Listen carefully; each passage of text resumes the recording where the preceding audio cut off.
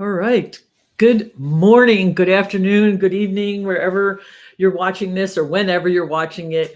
I'm so excited to be here today with a good friend, Alani Bankhead. And first, I usually have a little story about why I do this program. And it's called On Being a First-Time Leader.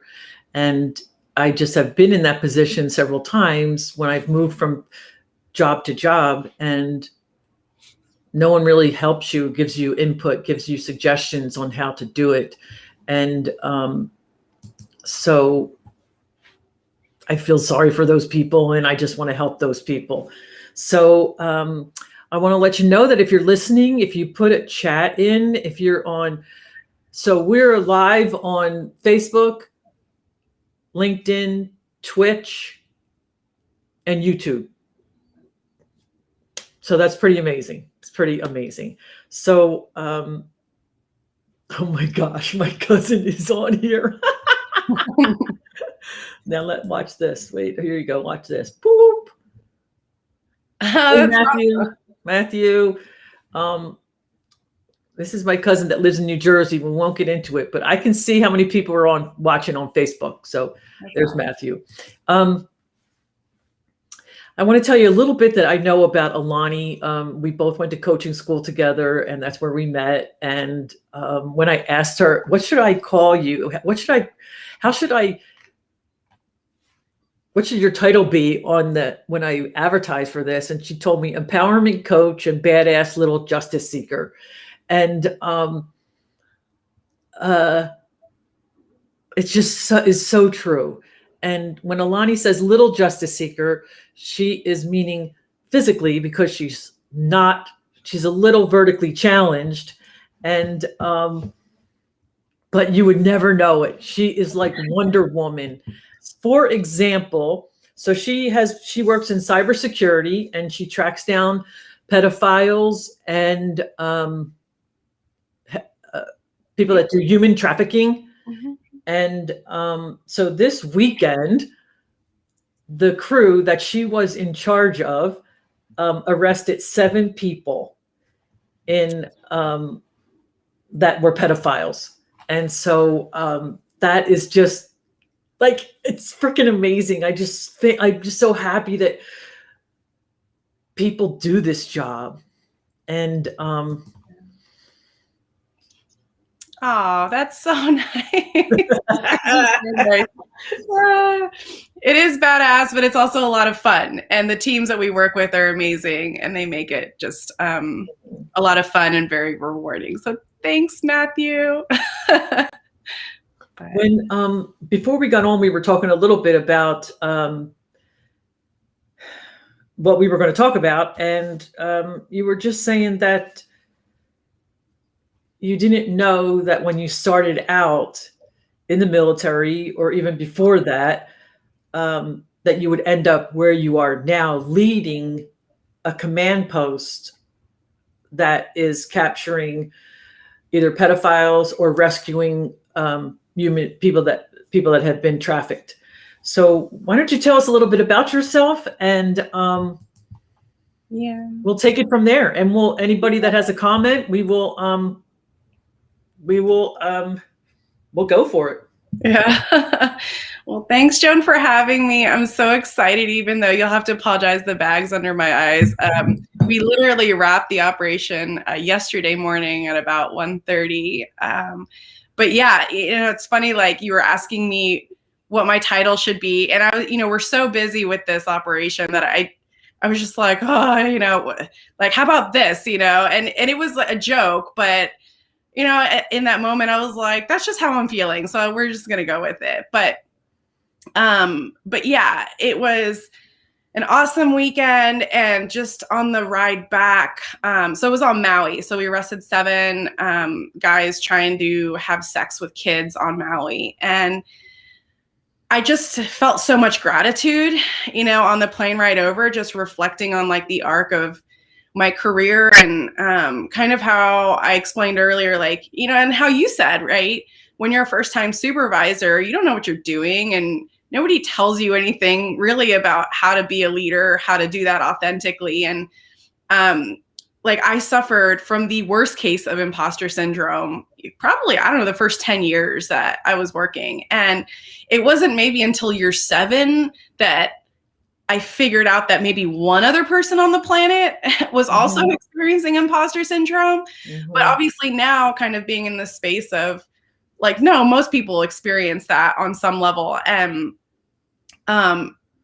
being able to reflect on that journey, you know, and realizing that it took a lot of hard work to dismantle those lies and decide what beliefs I wanted to live my life by.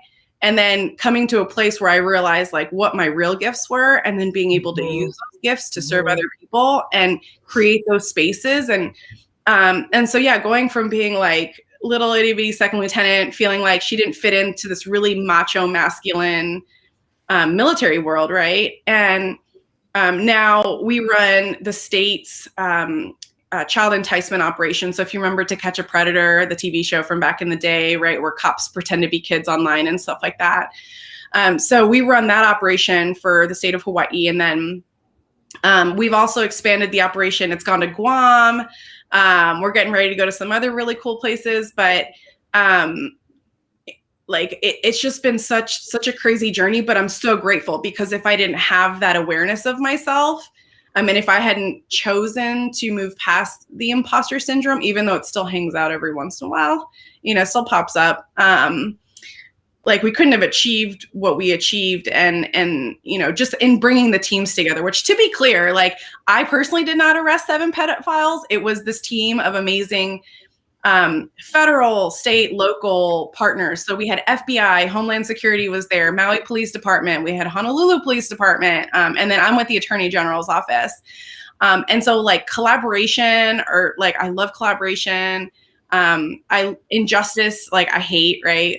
So I'm a really big justice seeker. I love giving people space to bring their gifts to the table and really shine, which I feel like as a leader, a lot of times, like there are these rigid structures of like, this is the mission and this is how you do the mission and that's it.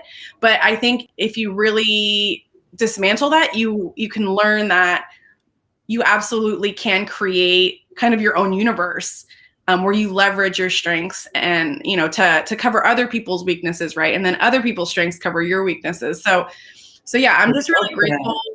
Love that. Yeah.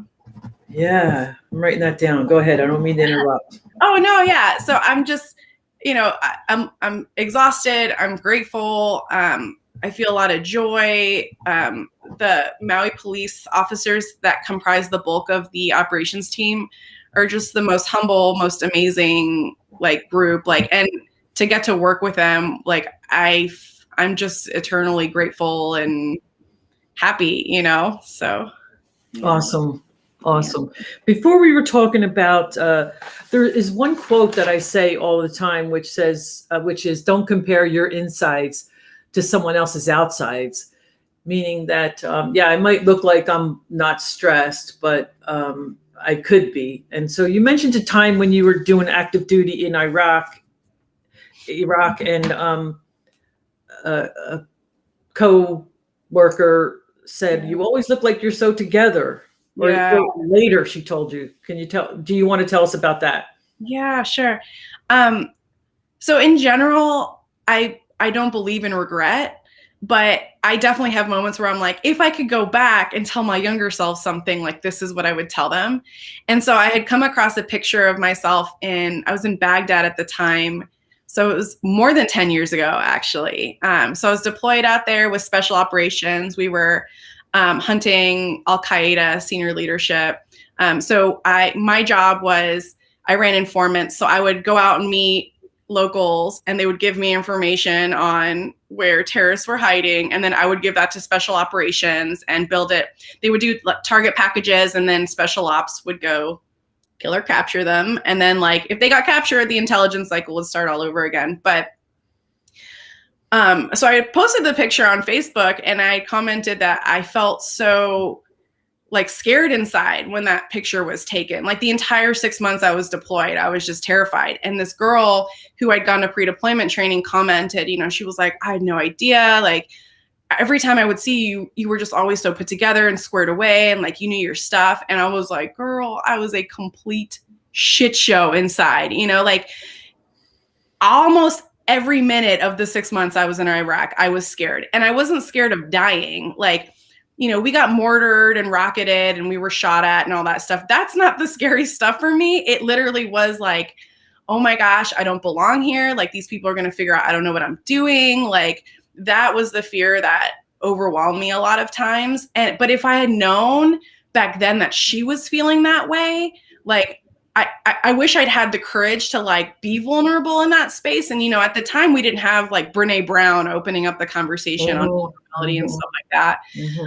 But if now I know that had I been more open about what I was experiencing, I could have connected with other people around me and they could have, sharpened me as I sharpened them. And then we could have maybe accomplished more in that space. Right. But, so yeah, absolutely. Like, that imposter syndrome, the lie that it tells you is that you're a mess and you feel like that mess shows up on the outside.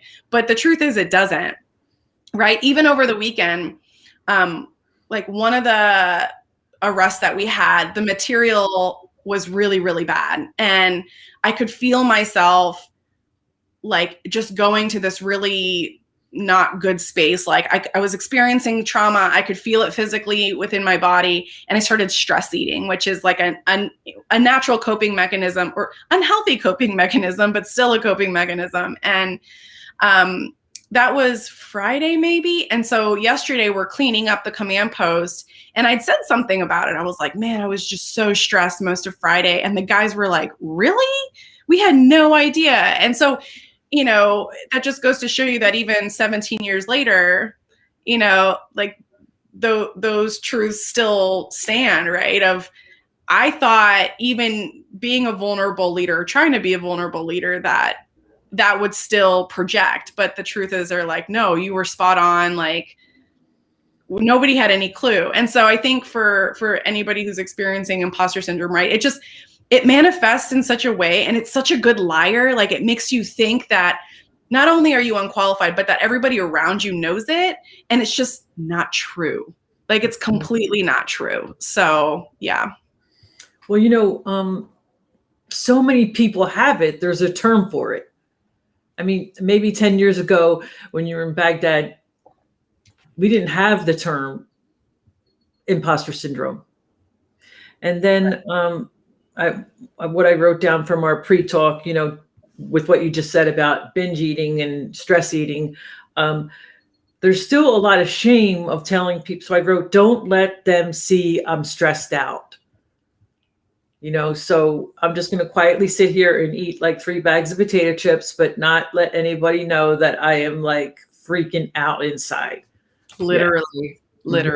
Yes. No, that's so true. But then the question becomes how can you express that in a healthy way, right? And that's something I think will be a lifelong journey for me, of how can I process those things? How can I have those healthy emotional outlets, and because especially like law enforcement, military spaces, like, alcohol is another big drug that we use for a lot of different reasons. And it's funny because sometimes I'll reach out to other folks, from a vulnerable place and ask like, hey, this is what I'm going through. How do you cope with this? And they're like, whiskey, and I'm like, okay, I get that. But like, let's, like, is there do you have anything else? Do you have anything else? Yeah. Right. Because as military, like we have very good binge drinking habits. Like, it's part of our culture. So, so yeah.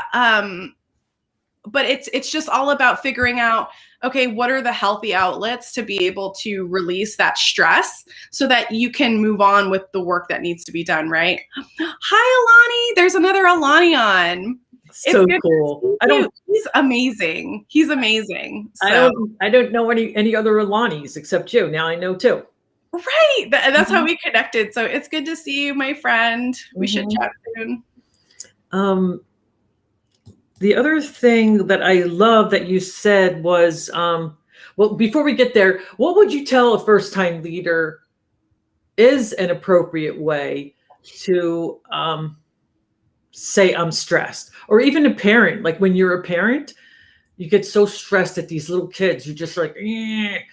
And what would be a good way instead of me, keeping a bottle hidden in the diaper basket? Right, right. The funny thing is I actually wouldn't say there's a specific thing you should say, but in coaching, we talk a lot about action brings clarity, right? And so I think the first cornerstone would be just acknowledging that, life is a journey sounds cheesy, but it's true, right? Like it's just all about learning what works for you because each individual's so unique. And so logically think through what it would be a healthy, appropriate reaction to the situation and trying it. And then if it doesn't work out, that's totally okay. You just learn, kind of dissect it, right? And reflect and, okay, that I didn't quite get the feeling that I wanted out of that. So what would I have to do differently in order to achieve peace or, a feeling of, reconciliation or whatever it is that you're looking for.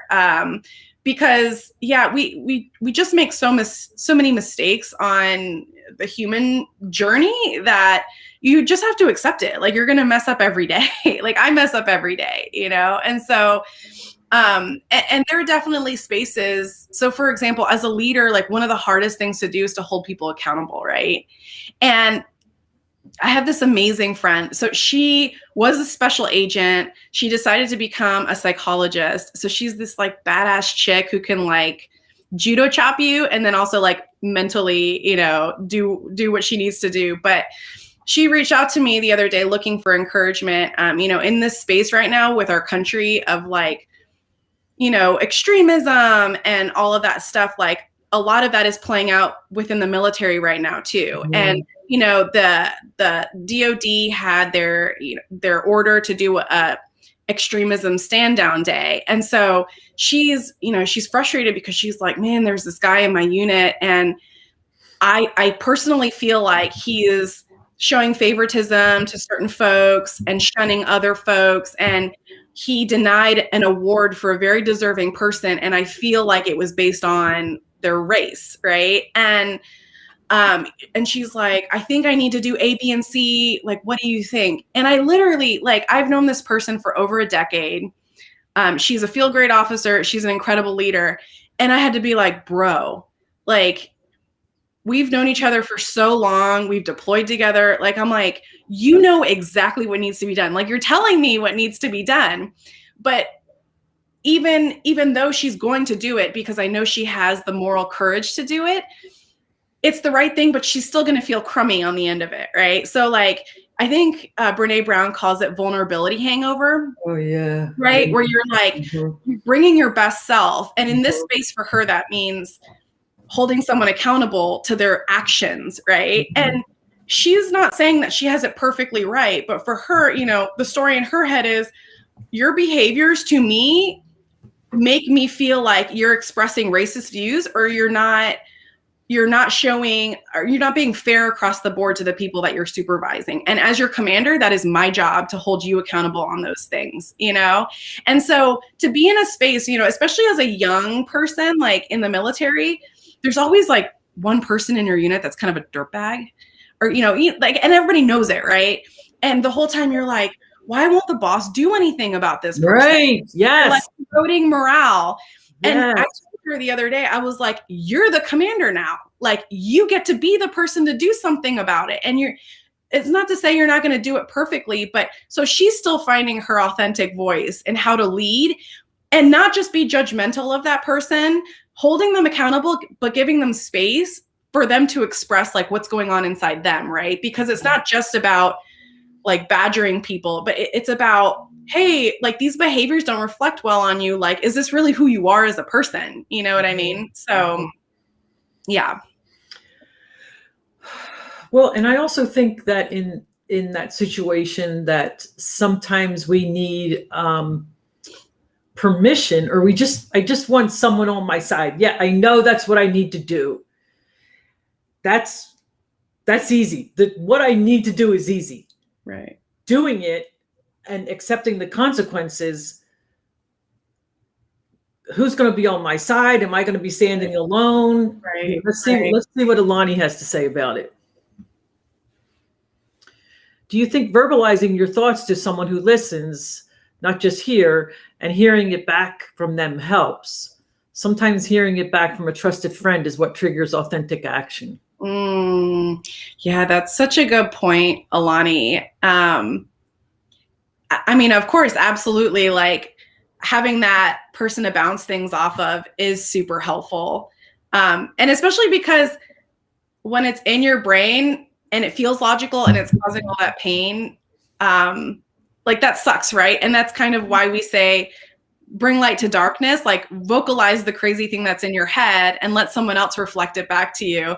And it's usually like, I don't know about you, but when I do vocalize those thoughts, the second it comes out of my mouth, I'm like, oh my gosh, that's completely idiotic, right? Like it makes no logical sense. And if somebody was saying this to me, like I would have a pretty violent reaction to like, you know, like, why would you be so self-deprecating, or why would you think that about yourself? Like, that's absolutely not true. And here's all the evidence to show that that's not true. And so absolutely, Alani, like, thank you so much for bringing that up, because that is something I didn't know about as a first-time supervisor. And of course, the hardest part is having the courage to be vulnerable, right? And I love, Alani, that you said a trusted person, right? Like doing it with a trusted person. And so it's really funny because, you know, Joan and I went to coaching school together, and less than 2 years before that was when somebody had commented I should become a coach. And I just like laughed out loud because I was like, oh, is life coaching really a thing? I feel like it's a punchline, and like, do people actually do this for a living? And then discovering that they did. And, you know, in the military now, like I talk to my friends and I'm like, everybody should have a coach. Everybody. Like if I had a coach when I was a second lieutenant, I would be like president right now. Oh, you know? Absolutely. Yeah. Absolutely. Yeah. And it doesn't have to be a life coach, right? It can be a mentor. It can really be anybody. Like however you need to be sharpened in that moment is your body's just going to know where you need to go for that trusted support. So thanks so much for bringing that up, my friend. And you know what made me think when Alani wrote that was that you were that person at that time. You were the trusted friend that someone came to, that this woman came to talk to you about it. Yeah. Right. Yeah. Absolutely. Yeah. And I think too, it reinforces the idea. I mean, for me, like my blunt response was, dude, are you fucking kidding me? You know, like, I'm like, you know yourself better than this. Like, I mean, we know each other so well, right? But the truth is that even the most seasoned leader needs to hear that and be reinforced and affirmed, you know, every once in a while, or all the time in my case, because you know, like we're all kind of a hot mess, kind of all the time. But no, absolutely, like find your trusted crew, go to them, like be completely blunt, because we don't. The fact is that whatever your mission is in life, like we don't have time for hurdles. Like the world needs the gift that you have for it. And so my mission in life is to help people overcome their hurdles so that they can, you know, serve their communities how they feel like they deserve to be served. Yeah. And back to your friend Alani's comment, it makes me think of, you know, be wise about who you're sharing things with, and make sure the person that you go to, this is a term I use, that is not going to co-sign your bullshit. Right? It's just going to say, well, I don't really think I should. You know, they're going to be totally honest with you and say, you know, this is your part. Right. This is what you need to work on, instead of saying, oh, that was no big deal. Oh, you know what they said? They didn't mean it. They probably were thinking this. They probably were thinking that. Right. That so many people, including myself today, when we talk about the racial, what can be said and what can't be said. Right. No, we're learning. I have a daughter-in-law that's from Nigeria. She's Nigerian descent. She's Nigerian American. She's first generation American. And when they first got together, I said, hey, whatever this woke thing is, I'm not it. Like, I am going to make a lot of mistakes. And then when something comes out of when something comes out of my mouth, I go, oh, was that the wrong thing to say? So back to Alani. Do you see trust as a shared responsibility?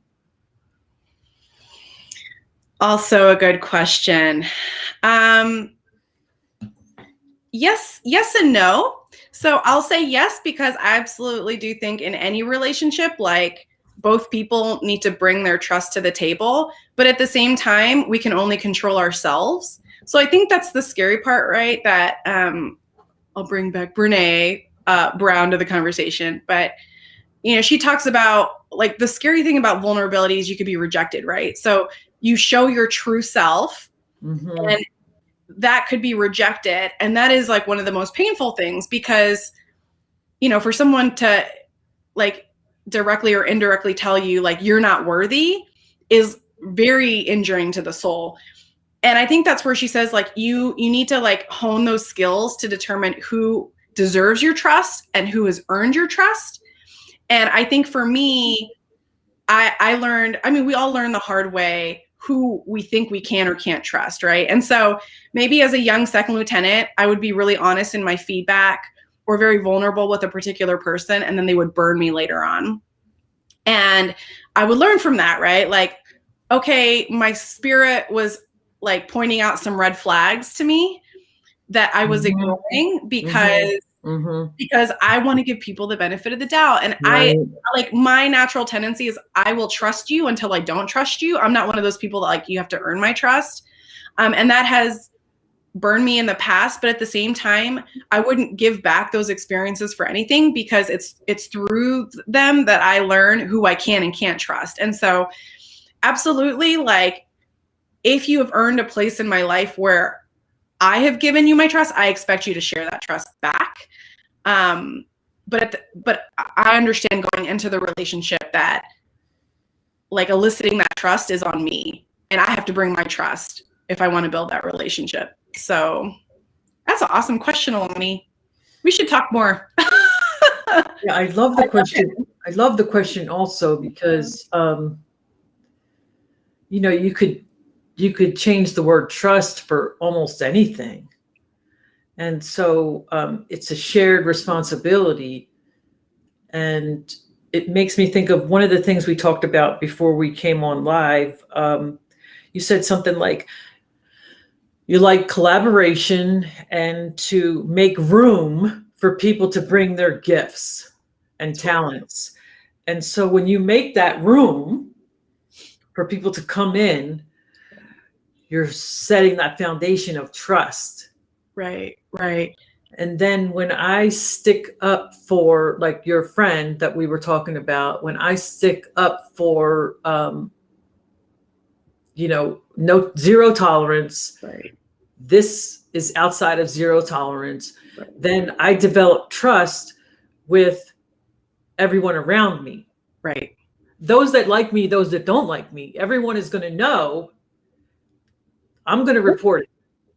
Right. Absolutely. Yes, absolutely. And it's so funny because, like, even reflecting that back to this weekend and the operation that we run, like, people are so gracious in their feedback to me, or like the first day on Maui, like, we would get introduced to people and people would be like, oh, she runs these operations, like, across the whole state. Right. And it's always awkward to get that kind of feedback. But at the same time, like, when you look at the genesis of the operation, it literally 3 years ago was just my boss and I, and that was it for the whole state of Hawaii. We didn't have any other agents or investigators. Wow. And, like, all we had was money, and that was it. Like, us two and money. And I know, because of my own leadership journey, that my favorite values or my preferred values are collaboration, obviously justice, vulnerability is a big one for me, and that coaching element of me comes in, right, where I'm like, I just want people to live their best lives, and I want to be a vehicle where that can happen. And so enticement ops, where law enforcement pretends to be kids online, is not a new concept, But being able to create the shell for it that's all we did. So we said, hey, FBI, Homeland Security, Honolulu Police Department, Maui Police Department, Kauai Police Department, all the military, like NCIS, Air Force Office of Special Investigations, Army CID, all those agencies on the islands, we invited them and we're like, this is the operation we want to do. We will pay for travel, training, like all this other stuff. If you want to support efforts to protect our kids, you are welcome to come in. And as the partners would sign on, we would say, what does a win look like for you? Is it arrests? Is it training? Is it something else? Like, what is it that would make you feel really good walking away from this operation? And what are your gifts? Like, what do you bring to the table? And how can we incorporate that into the operation? And that's exactly what we did.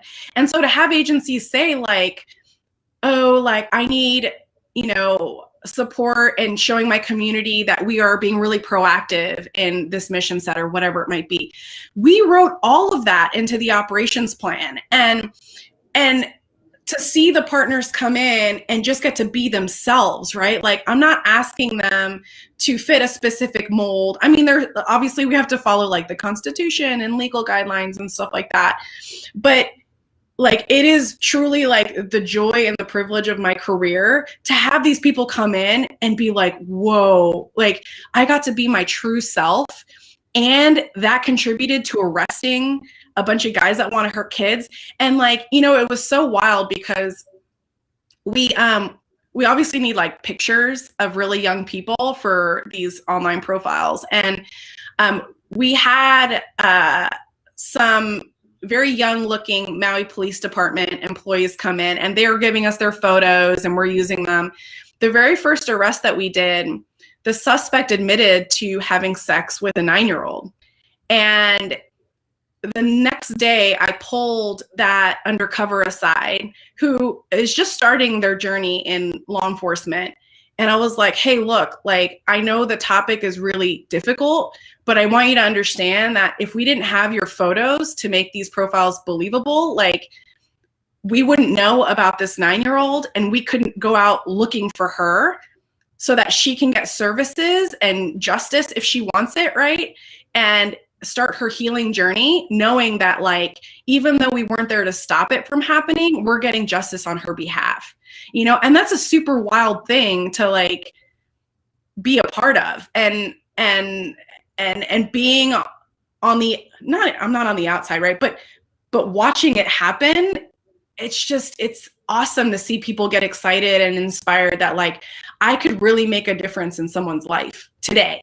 You know what I mean? So not to mention like the ripple effects that happen in like the universe or the spiritual ether, right? Like whatever you want to call it. But like, of course we hope that us arresting this guy means he's not going to touch kids or do kids down the road, or even the ones that get away, right? Because we don't get all of them, but the ones that get away, we're like, maybe they're on notice now that we're out there looking for them and they're not going to do this. And then maybe that prevents something from happening, like it's all a win for us, even though we don't see that win. So.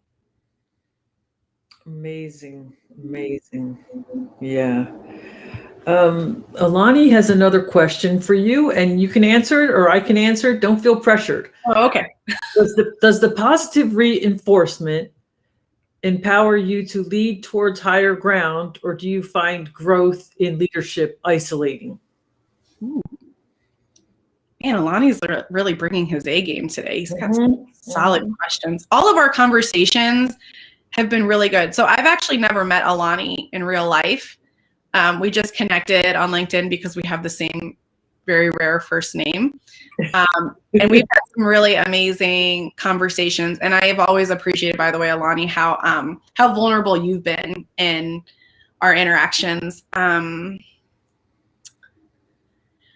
personally don't find growth in leadership isolating. I think it's because I have my tribe of people that I can trust.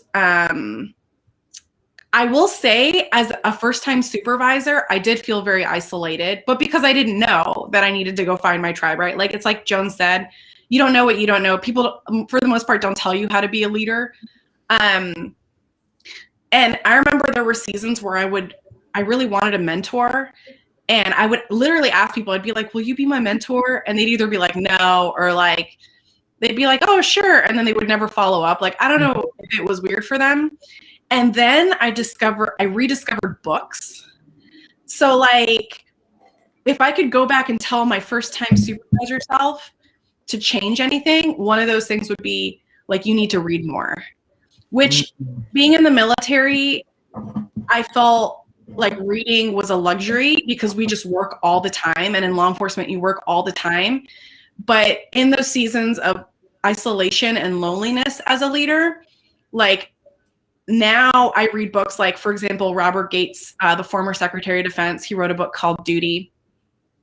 And reading his thoughts years later about how he felt about the war in Iraq and his time at the Pentagon completely reflected what I was feeling on the ground in Iraq.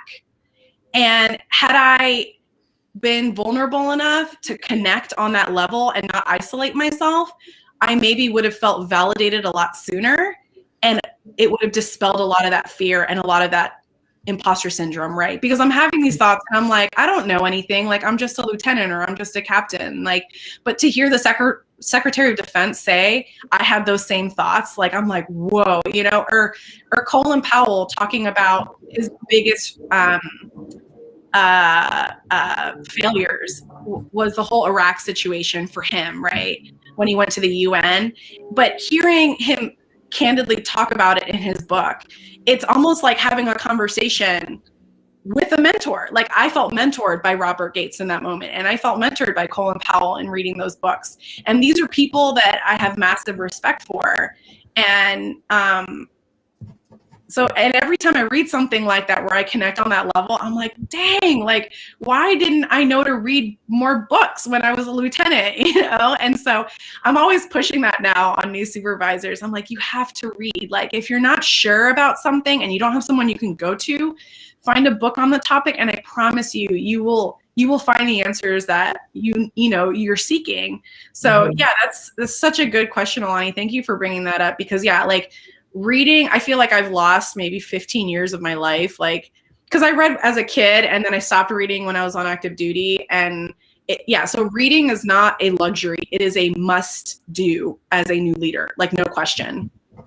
And do audiobooks if you're busy, because like, I know I don't have time to sit around and like open a book and read it. Like, audiobooks, are like life-changing. So and then we have TED Talks and YouTube and all that. Yes, all of it. Podcasts, yes. I wanted to make a comment on Alani's question, and I'm thinking that he's talking about the positive reinforcement that you got was when you asked those people, which was amazing. You know, I don't know if you know this, but you started the story out by saying all that I did. And then you said, like, for like 5 minutes, all the things that you did, which was amazing. Aww. So I would think, in my interpretation, the positive reinforcement is that the unit built, and then it became this great thing, and catching criminals, and then or find growth in leadership isolating. And like you touched on, when you're the first time supervisor, it can be very isolating. And so I'm really glad that you mentioned find your tribe. And I call it like a support system or support community. And there's ways that you can find them. Yeah, you can get a mentor, you can get a coach, you can join a mastermind group. There's all kinds of organizations out there where you can find people that you can talk to, and again, back to trust, that have what I call closed mouth people. And because it can be isolating, and it doesn't have to be.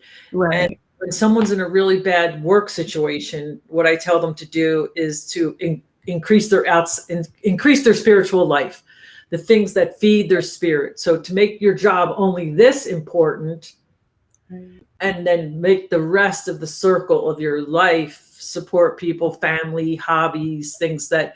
So sometimes we have to endure jobs that we have. We don't have the luxury of saying, I'm not going to come tomorrow. I need the paycheck. Most Americans are in debt, so I need to be here until I find something else. So make sure you're getting positive influences from all areas of your life to make it more tolerable until you can make the leap. Definitely. Yes. Mm-hmm. And then I have this here also because this reminds me of you. Let me take this off.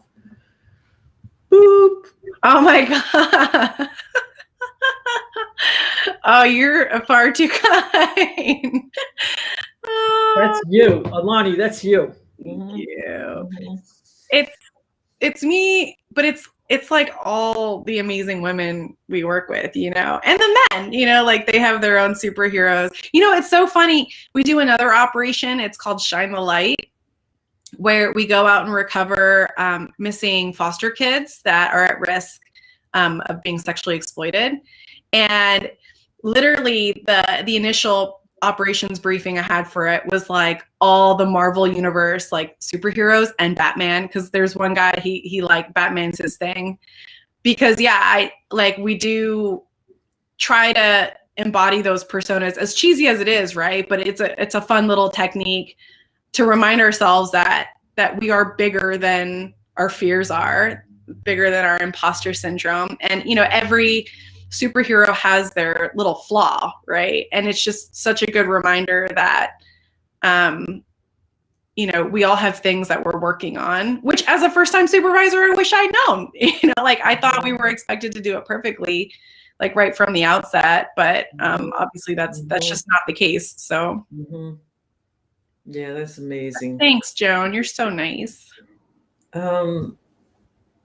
There's some things that you said that I just want to get back to that I thought were so profound. You said, let your, the plural your, let your strengths cover other people's weaknesses, and then let your strengths cover their weaknesses. Yeah.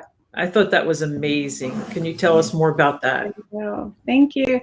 Well, I mean, that's what teamwork is, right? Is at the end of the day, like no two people are alike, and you have a specific gift you have to give to the world, and we all have our weak areas. And if you bring your gift to the table and they bring their gift to the table, then all those gifts cover the weak spots, and so you can accomplish more.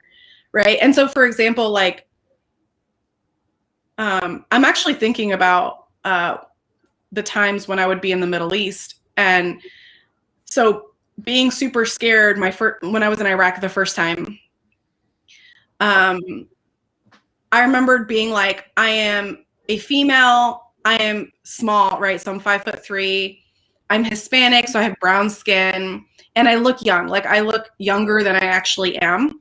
I was like, these are all things that Arab men do not respect. And this was in an environment where I had to go out and like not only meet with Arab men, but like build trust and respect with them in order to get this intelligence that we fed back to special operations. And I just remember being like, I'm not going to be successful in this. There's just no way.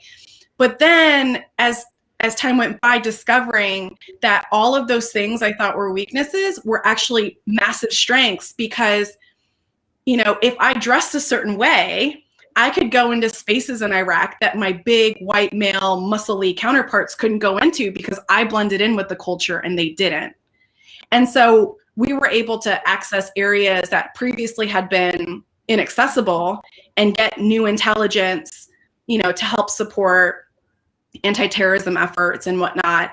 And that was the first time that I was like, whoa, like I never thought that all of these traits could actually be leveraged for good, you know? And the same thing goes for, I was a security advisor. In common terms, I was the bodyguard to the Secretary of the Air Force over at the Pentagon. And so I remember when they called me to be the bodyguard, I like laughed and snorted again, right? Because I'm like, do you have the right file in front of you? Like, have you seen me? I'm not exactly bodyguard material. And I remember going to I'm going to call it advanced bodyguarding school. So I go to the school, there's maybe 15 of us in this training, and my position, so I was in charge of the team of bodyguards also for this person. And I was the only female at the time. And like during a break, I go to the instructor and I'm like, very vulnerable. Like I was so broken. I was like, dude, like what the hell am I doing here? Like, how am I going to do this? And he was like, Alani, you have the element of surprise in your favor. Like, he's like, do you know how many calls we get about security advisors who, you know, people see the earpiece, they see the suit, and then they see big guy close to, you know, the protectee, and they know that's the bodyguard.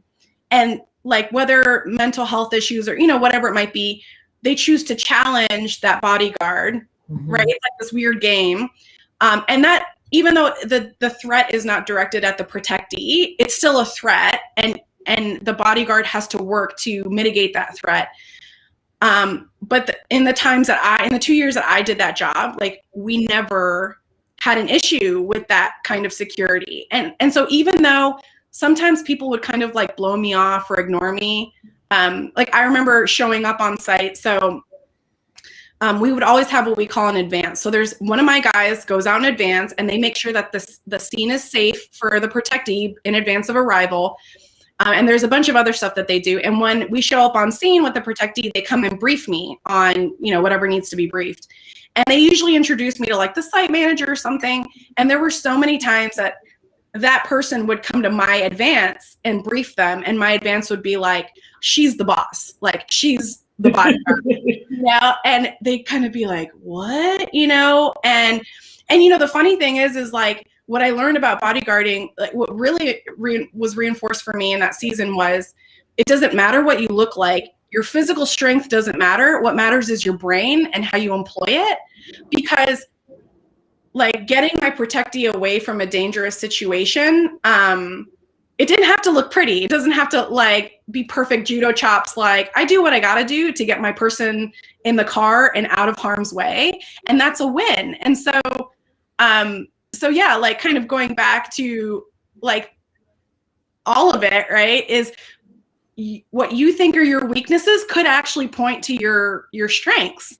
And at the end of the day, you still bring what you think your gift is to the table, and it will all like mesh and work itself out, right? Like if we had a full team of people that look like me, maybe people might think we're a weaker security team. I don't know. So it still is nice to have those big, bulky, you know, bodyguard looking guys on the team.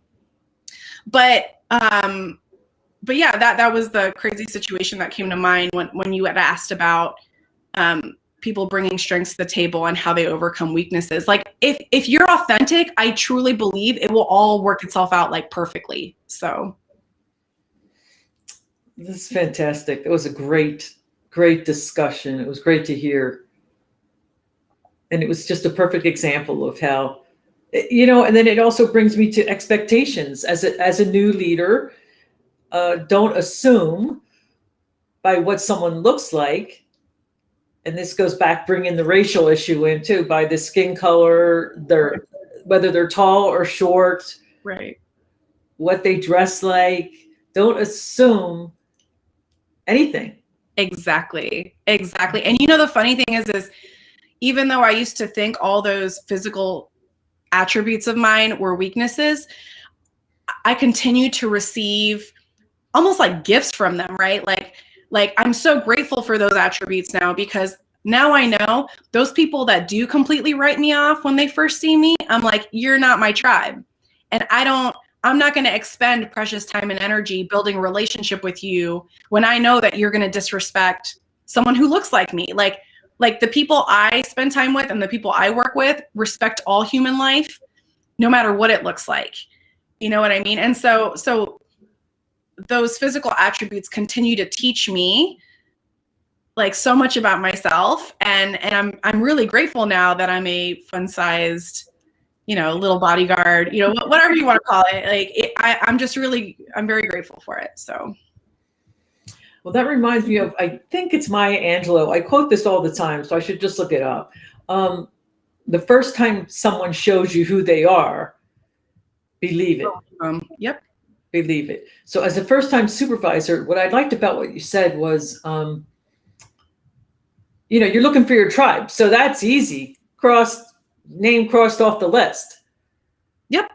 Because I'm going to believe the first time you show me who you really are, I'm going to believe it. Right. 100%. And the cool part too, I think about that is, and it's not even just like judging them for it. It's just recognizing like, you're not my tribe, you're someone else's tribe. Mm-hmm. And so like, I wish you well on your journey to find your tribe, but like, you're just not mine. Mm-hmm. And I think that also points to this idea of like, you know, a lot of first-time supervisors think it's this zero-sum game of like winning, right? Like I'm either winning or I'm losing, but that's just not the case. Like I really believe that like if you're truly authentic to who you are, like you're going to create the circumstances, you're going to create the universes so that you can win, right? And so but yeah, that quote is so on point. I love Maya Angelou. And yeah, unfortunately, even though I heard that quote as a young supervisor, it took me a while to fully understand it and believe it. Definitely. But again, that's that hard road of, at least in the beginning, like you just make your mistakes and you learn from them. And now I agree with you. Like there have been a handful of times in my career where like my spirit was like, don't trust that person. And I didn't have any evidence, like physical evidence as to why. And I would ignore it. Like I'd be like, no, but they're nice and whatever. And then I would get massively burned on the back end. And now I know when my spirit's like, don't trust them. I'm like, okay, I'm listening, you know? So. Yes. I love that. Hey, so we're coming to the end of our time together. Is there any last words you want to say or any last advice for first-time leaders?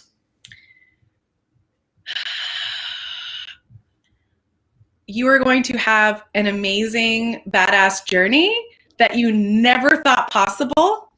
I'm excited for you. And my wish for you is that you just lean into the discomfort of all of it because it is so uncomfortable, and just trust that it's going to work out. If you let it, right? Like, don't try to control your circumstances. Just learn what you can. Just focus on today. Don't worry about the next job. And that's another important thing that I don't do regrets, but I regret this. In the military, you're so goal focused and mission focused. I never stopped to like take in the moment and be joyful for what I was doing, because I was so worried about the fear and the imposter syndrome. Like it was just so present in my life. But like, I wish I could have gone back to Iraq and just sat in my office and looked around and been like, I'm working with special operations, hunting down terrorists that want to completely destroy our country and like the people I love. And like I never did. Thank you. You're too sweet, Joan. But like now I'm much more present. And even in the middle of busy operations, right? Like I always try to take a moment to just be present. And I was sharing with Joan before we started airing, like we're like busy in the command post, like doing our thing, getting the arrest going. And all of a sudden I hear this like sound, and it's an ukulele, or in the mainland, you guys would say ukulele, right? I hear an ukulele playing. And I like peek my head around the corner, and there's this Maui police officer playing beautiful songs. Like his voice was amazing. And I was just like, whoa, like I'm in this incredible space of these people who are fired up to protect kids. And this guy, like the natural outpouring of his heart is to play this instrument and just like feel gratitude and connection with everything that's going on around him. And even I have a police canine I work with. She's like, I have video of her laying in front of him, just like listening, you know, to him playing. And like, I just felt just gratitude and joy, like sadness for the people that were arresting, you know, right? Like it's not an easy situation or conversation to have, but, so for first-time supervisors, like take a moment and just take in who you're with, what you're doing. Even if you're frustrated or feel like you shouldn't be there, like there's a reason why you're there, to gain a skill set that you're going to use down the road. But yeah, enjoy the journey, be present when you can, read. Oh my gosh, read, find your tribe, and the dark thoughts that hold you back, like you got to bring them to light. You gotta speak them out loud to that trusted person that Alani was referencing, and bring light to the bullshit, because that's what it is. So, but I wish you well on your journey. Thank you so much, Joan, for facilitating this conversation. It's always such a joy to get to talk to you and spend time with you. I love you so much. So, and thank you, Alani and Matthew, and everybody else who hopped on. Like, it's really great to talk to you guys too. So, and I know I just wrote down I wrote down right before you said the canine. We didn't even talk about Lulu. Oh my gosh. Yeah, Lulu. So Lulu's an electronic detection canine. She helps us with child pornography cases. So she finds digital media like laptops and cameras and cell phones and thumb drives and SD cards and stuff. So if we miss evidence, or like evidence is hiding, right? The suspects, you can hide a micro SD. It's like this big, right? Like very easily. And she's just this really funny, snarky, sweet dog, and she's like the dog version of me, and she's the most difficult and funnest like part of my journey that I've ever gotten to experience. But I'm so grateful for her, and she just brings me so much joy, and we get to connect with the community on a really cool level, because it's a lot easier to engage with a dog than law enforcement officers. So I'm very, very grateful we have these dogs in our world to help protect kids. So thank you for your service. Now, how can anyone get a hold of you if they want to have another conversation or hire you as a coach? How do we get a hold of you? Yeah. So I am at www.mightysparrowcoaching.com. So like little sparrow, right? Little badass sparrow. Yeah, so mightysparrowcoaching.com is how folks can reach me if they need anything. I'm also on Facebook under the same name. But yeah. And LinkedIn. And LinkedIn, yes. So Alani Bankhead is my LinkedIn. Yeah, love meeting new people. Love getting to connect with people that are super different from me, like my friend Alani, who's amazing. So yeah. Put up his last comment. Thank you so much for the session. Very appreciated. Insightful. I agree. Thank you everyone for joining, and reach out to Alani for any and all things that you just heard her talk about. And here every Tuesday with a different leader to help us help first-time leaders, and just to talk about life. And have a great day, everyone, or a great night. See you later. Bye-bye.